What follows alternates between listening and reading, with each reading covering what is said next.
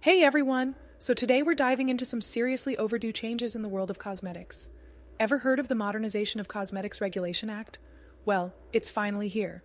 After, just 80 years, the FDA is turning up the heat on cosmetic safety in a big way. Alright, let's be real for a sec. On average, people use about 6 to 12 cosmetic products a day. That's makeup, nail polish, shaving cream, hair stuff, face cleansers, moisturizers, teeth whiteners, you name it. But guess what? Until now, the FDA had almost no authority over this stuff. Yep, they could only suggest safety practices. Well, MoCRA changes all that, and it's giving the FDA some serious power to keep our beauty routines safe and sound. Let's check out the biggest changes MoCRA is making to keep us safe and glam. First off, facility registration. Now, any place that makes or packages cosmetics, whether it's down the street or across the ocean, has to register with the FDA. No more mystery origins. Next, companies have to list every single product with the FDA, right down to the ingredients. It's like an official beauty census. Now, that might be scary for you toxicology students who know how to read the label for toxins. But knowledge is power.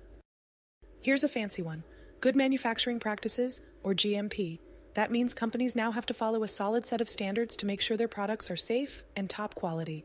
No more mystery making. Have you ever wished someone would have told you about a problem before you rediscovered it yourself? Well, with this regulation in place, there is now an option to report adverse events, and they have mandatory recall authority when needed. Finally, they have to list fragrances, so if a product has a common allergen, they have to put that on the label. Remember, this only came up in 2022, so a lot of websites, books, and experts may not have updated to these new requirements. But it's here for your safety and health. You become the expert of your life. Hey, did you know about this already? If yes, where did you learn about this?